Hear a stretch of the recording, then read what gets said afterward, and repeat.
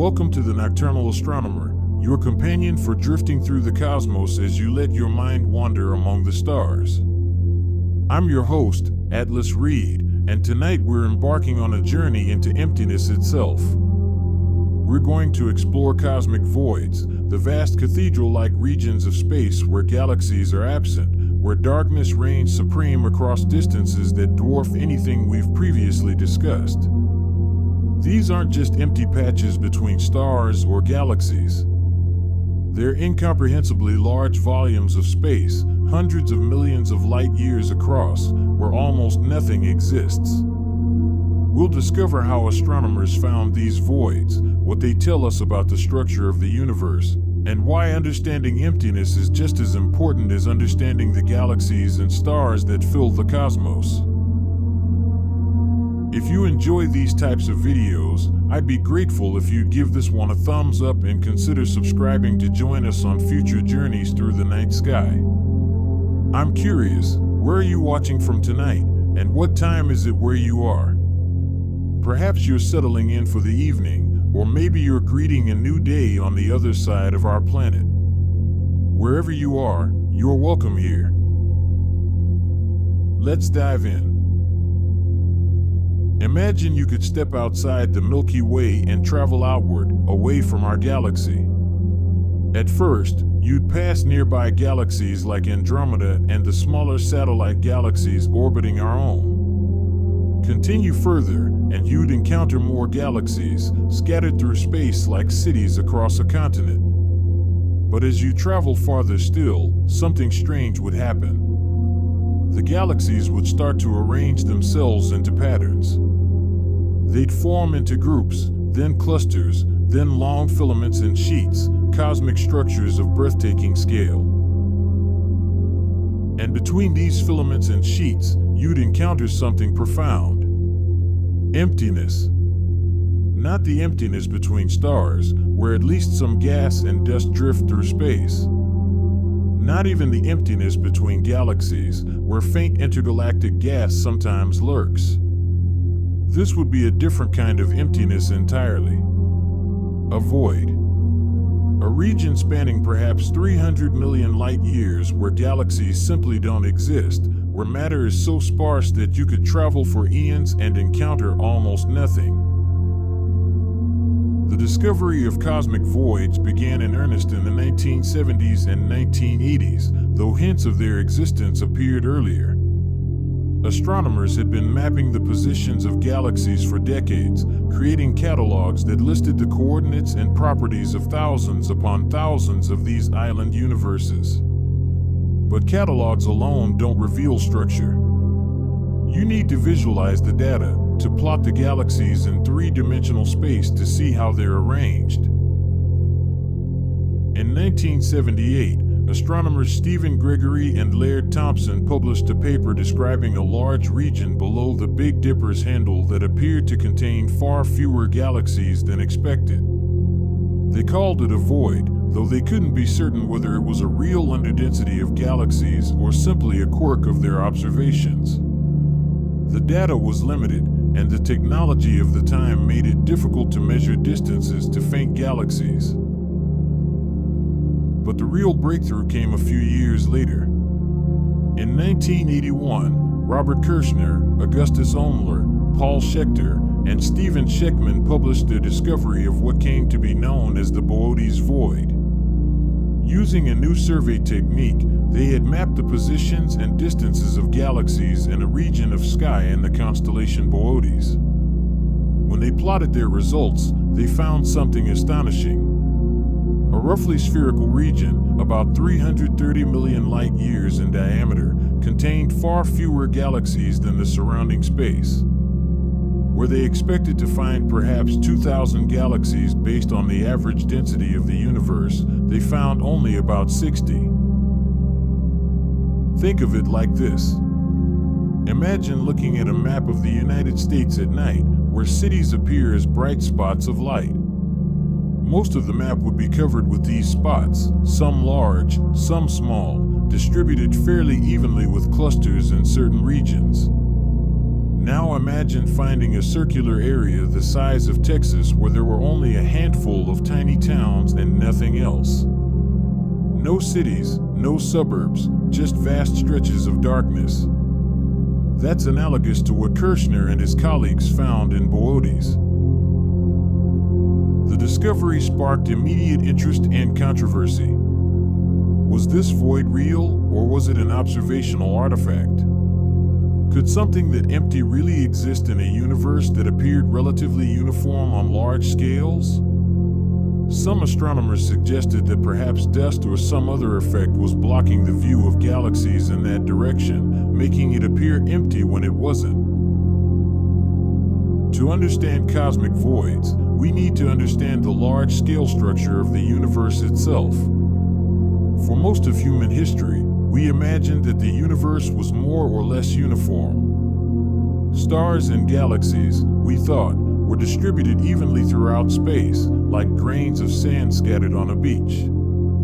But as our maps of the universe improved, a very different picture emerged.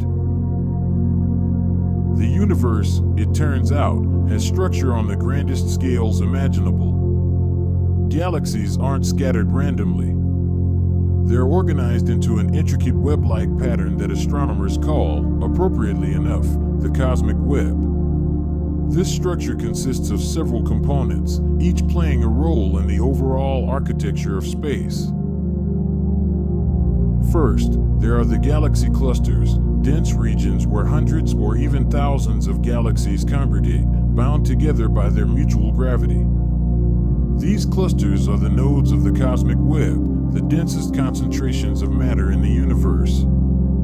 The Virgo cluster, about 54 million light-years from us, contains over 1,000 galaxies packed into a region about 15 million light-years across. The Coma cluster, much farther away, contains even more galaxies in a similar volume. Connecting these clusters are filaments, vast strings of galaxies that stretch across hundreds of millions of light-years. Think of them as cosmic highways where galaxies flow along gravitational corridors. The filaments aren't solid structures. They're more like rivers of galaxies, streams of matter following the gravitational landscape of the universe. Some filaments are thick and prominent, containing many galaxies. Others are thin and sparse, barely distinguishable from the background. Between and around the filaments, you find walls or sheets, two-dimensional surfaces where galaxies are distributed. Imagine a soap bubble. Its surface is where the soap molecules concentrate, while the interior and exterior of the bubble contain mostly air. Galaxy walls work similarly. They're surfaces in three-dimensional space where galaxies cluster, forming boundaries between different regions. And then there are the voids. These are the bubbles themselves, the vast empty regions surrounded by the filaments and walls. They're not perfectly spherical, and they're not perfectly empty, but they're remarkably underdense compared to the rest of the universe. While the average density of the universe includes all its matter spread uniformly, voids can be 10 to 100 times less dense than this average. This cosmic web structure didn't appear by accident. It grew from tiny variations in the density of matter in the early universe, variations that were imprinted during the first moments after the Big Bang. In some regions, matter was slightly denser than average. In others, it was slightly less dense.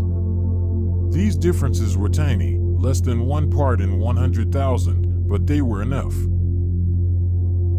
Gravity amplified these tiny variations over billions of years. Denser regions pulled in more matter from their surroundings, becoming denser still. Less dense regions lost matter to their denser neighbors, becoming more rarefied. Think of it like a rich get richer scenario. Areas that started with slightly more matter attracted even more matter, while areas that started with slightly less matter gave up what little they had. Over time, this process created ever larger structures. Small clumps of matter merged into larger clumps. These merged into still larger structures. Meanwhile, the underdense regions grew larger and emptier as matter drained out of them, flowing along gravitational gradients toward the denser regions. The result, after about 13.8 billion years of cosmic evolution, is the web-like structure we observe today. The cosmic web is not static. It's constantly evolving, though on timescales so vast that we can't perceive the changes directly. Galaxies flow along filaments toward clusters. Clusters merge with other clusters, creating even larger structures. Voids expand as matter continues to drain from them. In the far future, billions of years from now, the structure will look different. Voids will be larger and emptier. Clusters will be more massive and concentrated. The web will have evolved, shaped by the relentless pull of gravity and the expansion of space itself. Computer simulations allow us to watch this process unfold. Scientists can start with conditions similar to the early universe and run the clock forward, letting gravity and other physical processes shape the evolution of matter. These simulations reproduce the cosmic web structure remarkably well, creating virtual universes that look strikingly similar to what we observe through our telescopes. The agreement between simulation and observation gives us confidence that we understand the basic processes that created the large-scale structure of space. What would it be like to exist inside a cosmic void? This thought experiment helps us grasp just how empty these regions truly are. Imagine you're an astronomer on a hypothetical planet orbiting a star in one of the rare galaxies found inside a void. What would your night sky look like? First, your own galaxy would appear normal enough. You'd see stars scattered across the sky, the familiar band of the Milky Way, or whatever your home galaxy's equivalent might be, stretching overhead. Looking at the night sky from within your galaxy wouldn't reveal anything unusual. Stars would shine, nebulae would glow, and everything would seem ordinary. But point your telescope outward, beyond your galaxy, and you'd encounter something strange. Nothing. Where astronomers on Earth see thousands of galaxies in deep sky images, you would see very few or none at all. The space between you and the edges of the void, perhaps 150 million light years away in every direction, would be essentially empty. No spiral galaxies. No elliptical galaxies. No glowing quasars. Just darkness. Think about what this means. Light travels at 186,000 miles per second. In 1 year, light travels about 6 trillion miles. Now multiply that by 150 million. That's the distance across which you might find almost nothing. No stars, no galaxies, no planets. Just the faint glow of scattered atoms and the cosmic microwave background radiation, the afterglow of the Big Bang itself, cooling now to just a few degrees above absolute zero. The void isn't perfectly empty, of course. Nothing in the universe is truly empty. Even the most rarefied regions of space contain something. In cosmic voids, that something includes scattered atoms of hydrogen and helium, the simplest and most abundant elements in the universe. But the density of this gas is extraordinarily low. In the densest parts of the cosmic web, intergalactic gas might have a density of about 1 atom per cubic meter. In the voids, the density drops to perhaps 1 atom per 10 or even 100 cubic meters. For comparison, the air you're breathing right now contains about 25 billion trillion atoms per cubic meter. Even the best vacuum chambers we can create on Earth still contain millions of atoms per cubic meter. The voids are emptier than anything we can produce in our laboratories by many orders of magnitude. There's also dark matter in the voids, that mysterious substance that doesn't emit light but makes up about 85% of all matter in the universe. Dark matter interacts only through gravity, so we can't see it directly, but we can infer its presence from its gravitational effects. Computer simulations suggest that even in voids, dark matter exists in trace amounts, forming a very diffuse cosmic scaffolding. But like the ordinary matter, dark matter is far less dense in voids than elsewhere in the universe. Some voids do contain a few galaxies, but these are typically small, faint dwarf galaxies rather than large spirals or ellipticals. The Boötes Void, for instance, contains about 60 known galaxies scattered throughout its volume. Given its size, you might expect it to contain 2,000 or more based on average cosmic density. So even the galaxies that do exist within voids are rare enough to be remarkable. Why are there any galaxies in voids at all?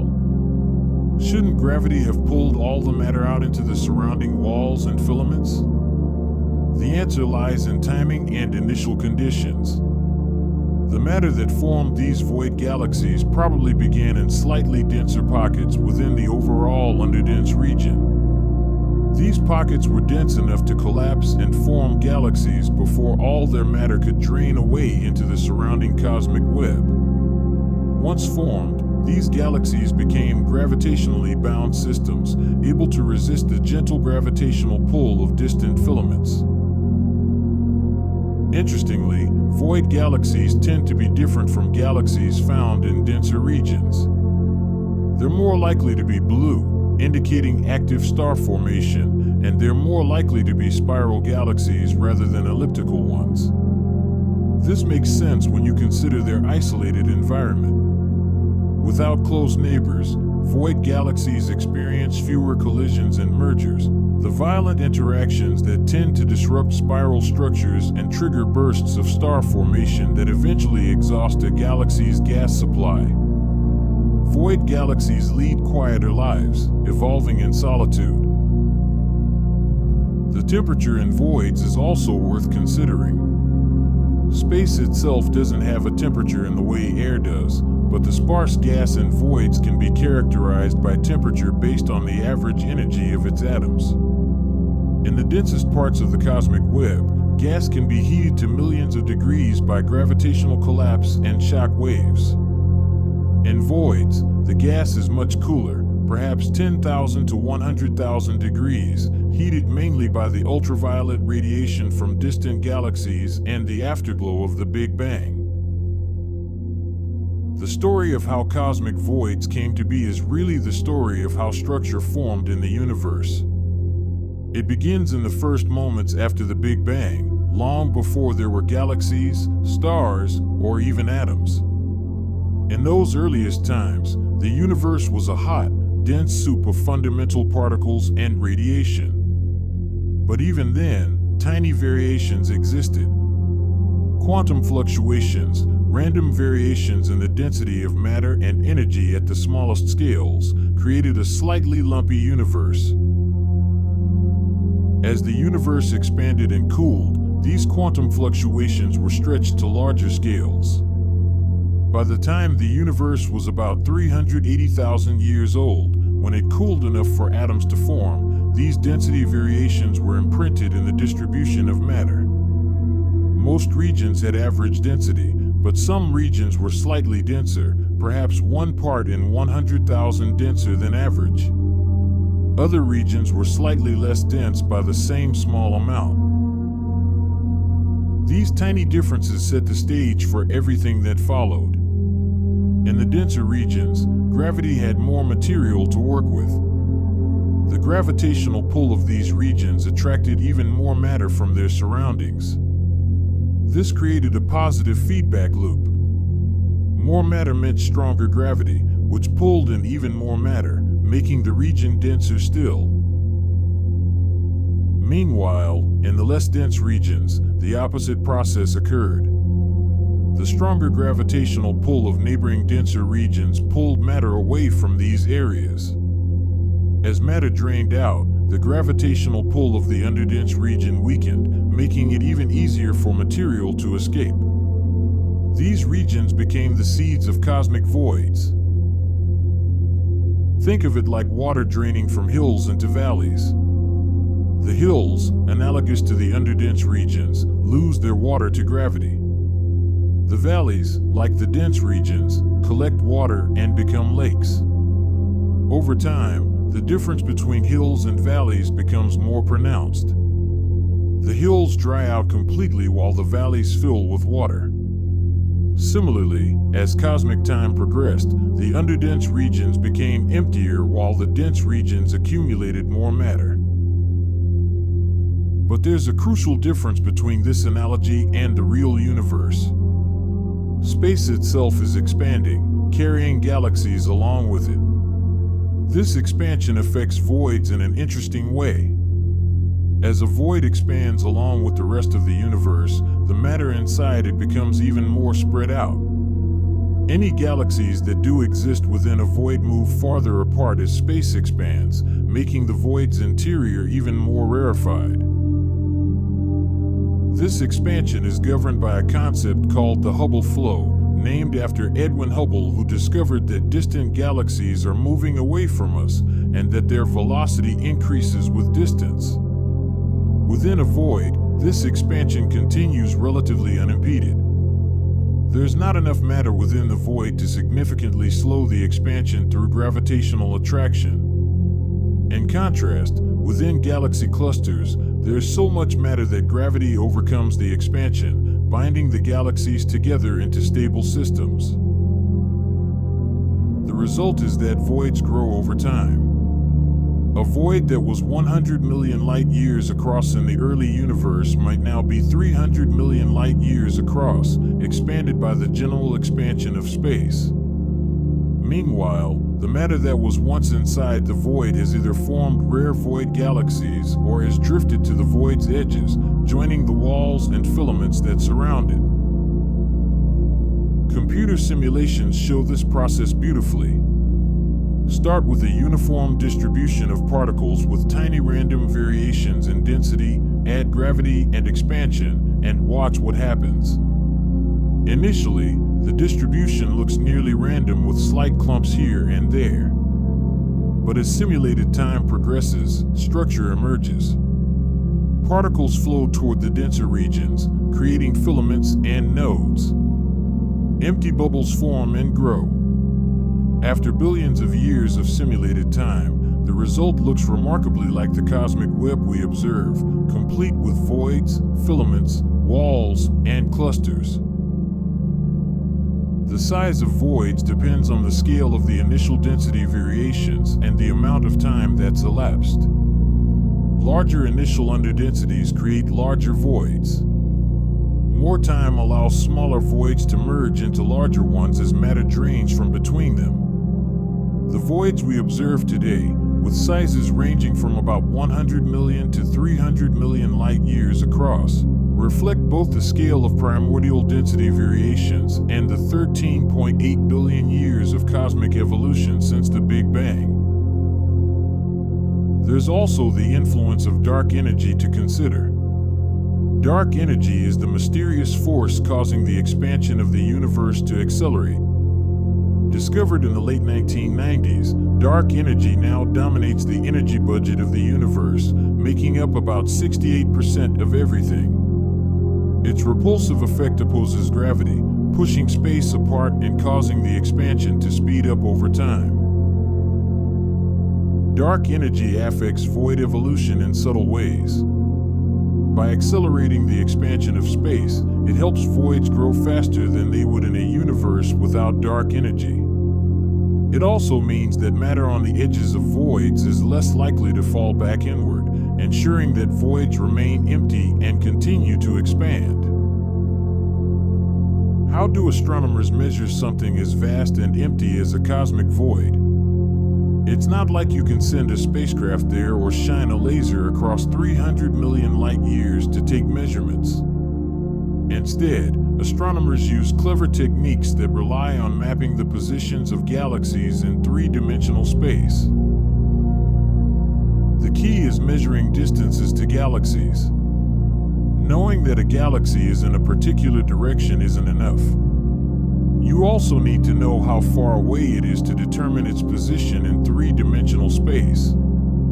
Without distance information, you might think two galaxies are near each other when in fact one is much closer to us than the other, and they just happen to appear in the same direction. Astronomers measure galaxy distances using a phenomenon called redshift. When a galaxy moves away from us due to the expansion of space, the light waves from that galaxy are stretched. This stretching shifts the light toward longer wavelengths, toward the red end of the spectrum, hence the term redshift. The faster a galaxy is receding, the greater its redshift. Thanks to Hubble's law, which relates a galaxy's recession velocity to its distance, measuring redshift gives us distance. The relationship isn't perfect, especially for nearby galaxies where local motions can affect the measurement, but for distant galaxies, redshift provides a reliable distance indicator. By measuring the redshift of thousands or millions of galaxies, astronomers can create three-dimensional maps of the universe. These galaxy surveys are monumental efforts. The Sloan Digital Sky Survey, one of the most ambitious mapping projects ever undertaken, has measured positions and redshifts for millions of galaxies. Other surveys like the 2-degree Field Galaxy Redshift Survey, the Vipers Survey, and more recently the Dark Energy Survey have added to this cosmic census. Each survey reveals more detail about the cosmic web and the voids within it. When these galaxy positions are plotted, the void structure becomes apparent. Imagine plotting each galaxy as a point of light in a three-dimensional volume. Dense regions, where many galaxies cluster together, appear as bright concentrations. Filaments appear as luminous strands connecting these concentrations. And voids appear as dark bubbles, regions where few or no points of light appear. But how do you define a void precisely? At what point does an underdense region qualify as a void rather than just a less dense part of a filament? Astronomers have developed various algorithms to identify and characterize voids objectively. These algorithms typically look for regions where the galaxy density falls below some threshold, often less than 20% of the average density, and which are larger than some minimum size, typically tens of millions of light years across. Different identification methods sometimes give slightly different results, which is why published catalogs of voids don't always agree perfectly. But the major voids, the largest and emptiest regions, appear consistently across different surveys and identification techniques. The Boötes Void, for instance, is unmistakable on any sufficiently deep galaxy survey that covers that region of sky. Astronomers also characterize voids by their properties. How big is the void? How empty is it compared to the cosmic average? What is its shape? Most voids are roughly spherical or ellipsoidal, though irregular shapes are common. Some voids appear to be made up of several smaller voids that have merged together, creating elongated or unusual structures. The void size distribution follows interesting patterns. There are many small voids, fewer medium-sized voids, and relatively few very large voids. This distribution reflects the statistical nature of the cosmic web's formation. It's similar to how there are many small towns, fewer cities, and only a handful of megacities on Earth. Measurements also reveal that voids are expanding. By comparing the positions of galaxies on the edges of voids at different times, or by measuring the velocities of these galaxies, astronomers can determine that void boundaries are receding from their centers. The expansion isn't uniform. The expansion rate depends on the void size, age, and the cosmic environment around it, but it's happening throughout the cosmic web. Another measurement technique involves looking for the effects voids have on other phenomena. For instance, the cosmic microwave background radiation, that faint glow from the early universe, passes through voids on its way to us. As it does, it can be very slightly altered by the void's gravitational field and by any hot gas that might exist within the void. These effects are tiny but detectable with sensitive instruments, providing independent confirmation of void properties.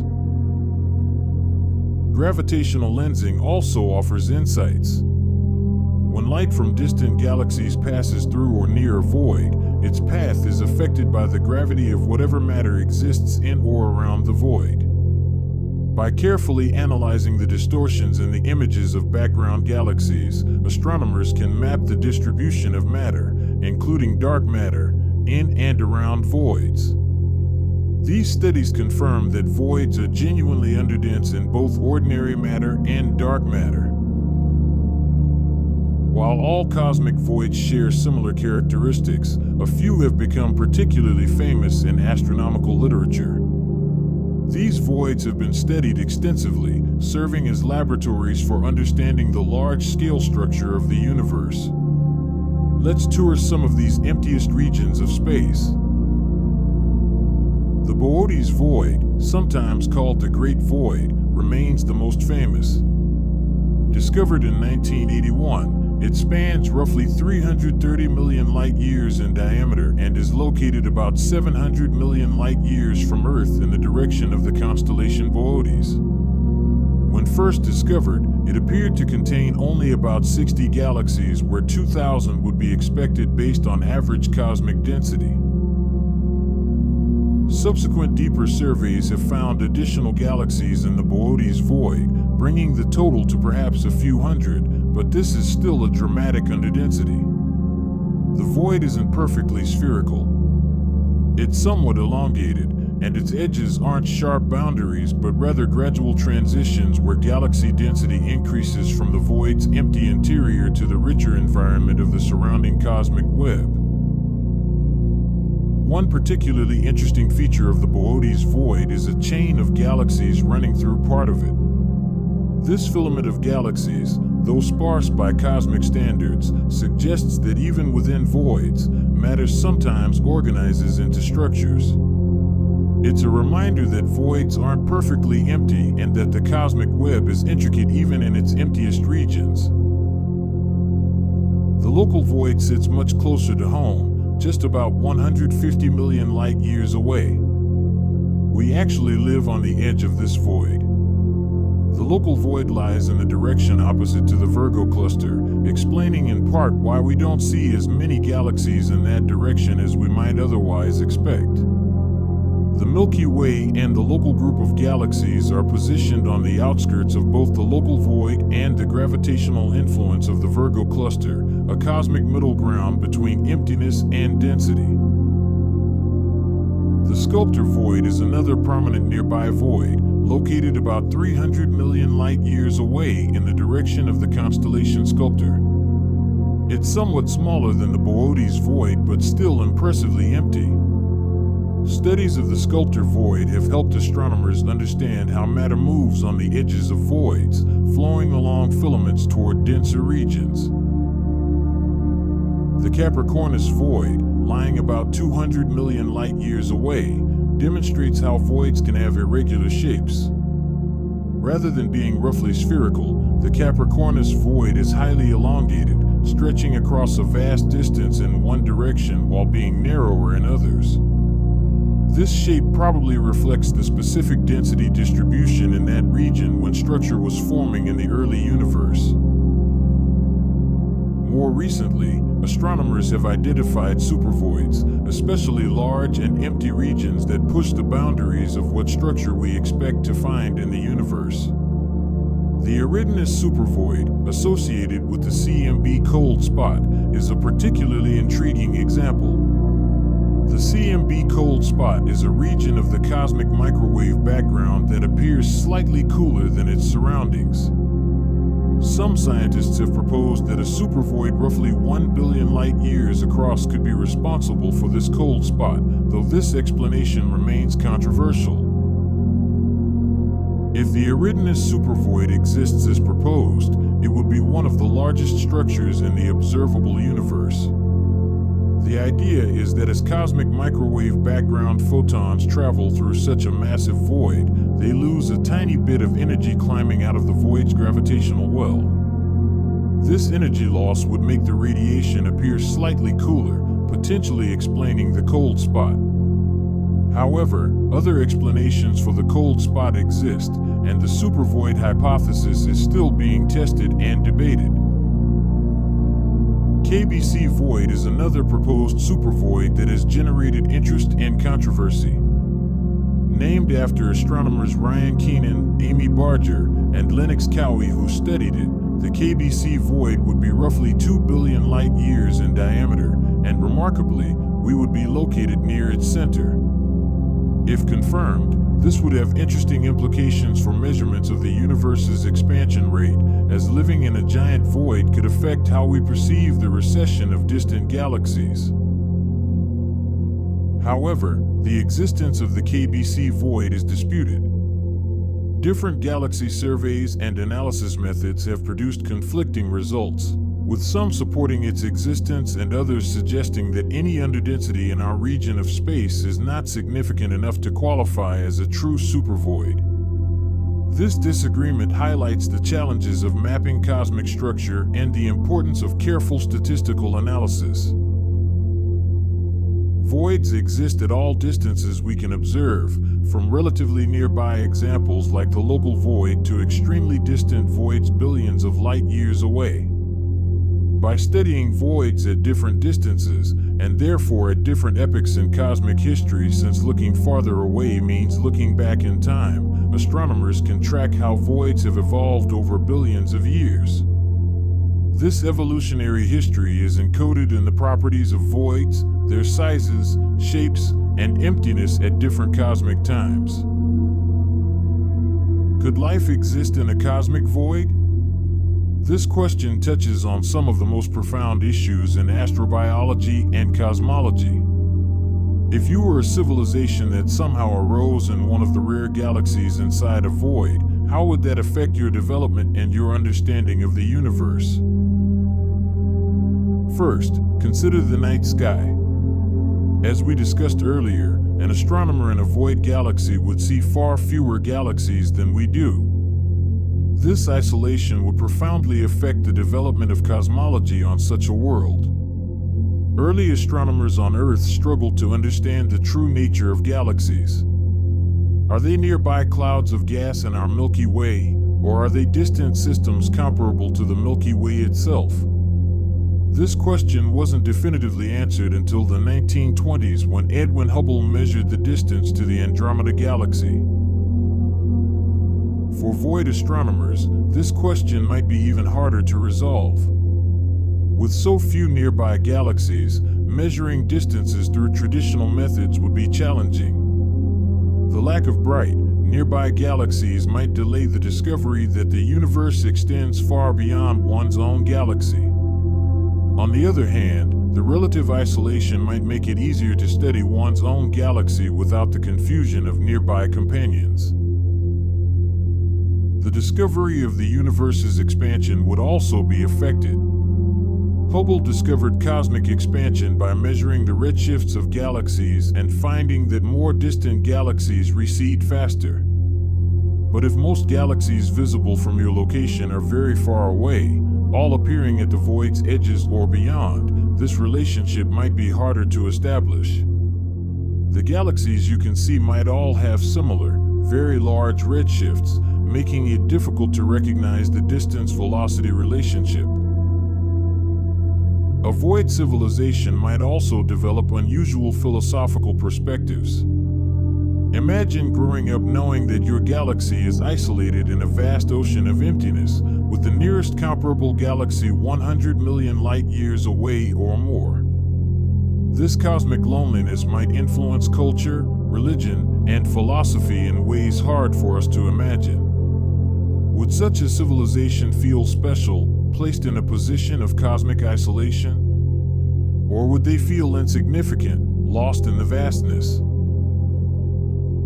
From a practical standpoint, a void civilization would face certain disadvantages. The rate of star formation in void galaxies tends to be lower than in galaxies found in denser regions. This is because galaxies in dense environments can sometimes trigger star formation through interactions with neighboring galaxies or by plowing through intergalactic gas. Void galaxies, lacking these interactions, might have fewer young, bright stars and perhaps fewer planets. Additionally, void galaxies tend to be smaller on average. While a few large galaxies can be found in voids, most are dwarf galaxies with far fewer stars than the Milky Way. A smaller galaxy means fewer stars and presumably fewer planets and fewer opportunities for life to arise. If intelligent life did arise in a small void galaxy, they might find fewer habitable worlds to explore in their own cosmic neighborhood. On the flip side, void environments offer certain advantages. The lower density of matter means fewer high-energy events like gamma-ray bursts from distant supernovae or active galactic nuclei. These events can in principle sterilize planets across vast distances by bathing them in deadly radiation. In a void, such threats would be rarer, potentially making it safer for life to develop and persist over long timescales. The lack of nearby galaxies might also mean fewer merger events. When galaxies collide and merge, the process can disrupt planetary systems, trigger intense bursts of star formation that exhaust gas supplies, and even feed supermassive black holes, creating violent active galactic nuclei. Void galaxies, evolving in relative peace, might provide more stable environments for life over billions of years. Could life actually exist in the sparse intergalactic gas within a void itself, rather than on planets? This seems extraordinarily unlikely. The density is so low and the environment so harsh that it's difficult to imagine any chemical processes complex enough to support even the simplest life forms. Life as we understand it requires a certain minimum concentration of matter and energy, conditions that cosmic voids simply don't provide. However, voids might play an indirect role in the distribution of life throughout the universe. The large-scale flow of matter from voids into filaments and clusters means that materials, including the heavy elements forged in stars and dispersed by supernovae, are constantly redistributed on cosmic scales. While this process occurs over billions of years, it gradually enriches different regions with the chemical ingredients necessary for planets and potentially for life. There's also the question of whether we ourselves live in a void, or at least near one. As mentioned, the local void lies about 150 million light-years away, and we're positioned on its edge. Does this location affect us in any meaningful way? Probably not directly, but it might affect our measurements of the universe's expansion and the distribution of matter on the largest scales, factors that influence our understanding of cosmology. What will happen to cosmic voids over the next billions of years? As the universe continues to expand and evolve, voids won't remain static. They'll change in size, emptiness, and perhaps in nature. Understanding their future requires grasping how dark energy, the mysterious force accelerating cosmic expansion, will shape the universe's destiny. Current measurements suggest that dark energy makes up about 68% of the total energy content of the universe. Unlike matter, which becomes less dense as space expands, dark energy appears to maintain constant density. As the universe grows, there's more space, and therefore effectively more dark energy. This means dark energy's influence strengthens over time relative to matter's influence. In a universe dominated by dark energy, expansion accelerates. Galaxies that aren't gravitationally bound together drift apart faster and faster. This has profound implications for voids. As expansion accelerates, the already empty voids will expand more rapidly, becoming even larger and emptier. The few galaxies that do exist within voids will find themselves increasingly isolated as the distances to their nearest neighbors grow. Computer simulations that model the far future predict that voids will eventually dominate the universe. The filaments and walls, currently the densest parts of the cosmic web, will thin out as their galaxies are pulled apart by accelerating expansion. Only gravitationally bound systems, galaxy clusters, and individual galaxies will remain intact. Everything else will be separated by ever-growing voids. Think of it like bread dough rising. As yeast produces gas, bubbles form and grow within the dough. The dough itself, analogous to the filaments and walls, gets stretched thinner and thinner as the bubbles expand. Eventually, you're left mostly with bubbles of air separated by thin strands of dough. The universe's future might look similar, with vast voids separated by thin strands containing the few remaining galaxy clusters that haven't been dispersed. On timescales of trillions of years, the situation becomes even more extreme. Not only will voids expand, but the galaxies themselves will fade. Stars will exhaust their nuclear fuel and die. New stars will form from remaining gas, but eventually the gas too will be consumed or dispersed. Galaxies will fill with dead remnants, white dwarfs, neutron stars, and black holes. The universe will darken. In such a far future, a hypothetical observer in one of the remaining galaxy clusters would see an even emptier universe than void dwellers see today. The cosmic microwave background radiation will have redshifted to such long wavelengths that it will be effectively undetectable. Distant galaxies will have receded beyond the cosmic horizon, the boundary beyond which light can no longer reach us because space between us and those galaxies is expanding faster than light can travel through it. This leads to an unsettling thought. Future civilizations, arising trillions of years from now in the cold remnants of ancient galaxies, might have no evidence that the universe extends beyond their local cluster. The expansion would have carried everything else beyond their observable horizon. They wouldn't be able to see the cosmic microwave background or distant galaxies. They might conclude that the universe consists only of their isolated island of stars, surrounded by eternal emptiness. They would live in something like a cosmic void, but one that encompasses their entire observable universe. This scenario raises an interesting question. Could we already be in such a situation? Might there be structures or features of the universe that have already been carried beyond our cosmic horizon, features that earlier civilizations could have observed but that are now forever beyond our reach? The answer is almost certainly yes. The finite speed of light and the expansion of space mean there are regions of the universe we can never see, no matter how long we wait or how powerful our telescopes become. But returning to nearer-term predictions, over the next billions of years, voids will continue to grow and empty out. The local void, currently about 150 million light-years across, will expand. The Boötes Void and others like it will become larger and more rarefied. New voids will form as smaller underdense regions merge and expand. The cosmic web will gradually become less web-like and more void-like, with isolated clusters floating in an increasingly empty ocean of space. One fascinating question involves what measurements of voids tell us about dark energy itself. Because voids are so empty, they're less affected by the gravity of matter and more affected by dark energy. By carefully studying how voids expand over time, astronomers can potentially learn about the properties of dark energy. Is it truly constant, or does its density change over time? Does it have pressure or other properties beyond simple vacuum energy? Voids might provide answers.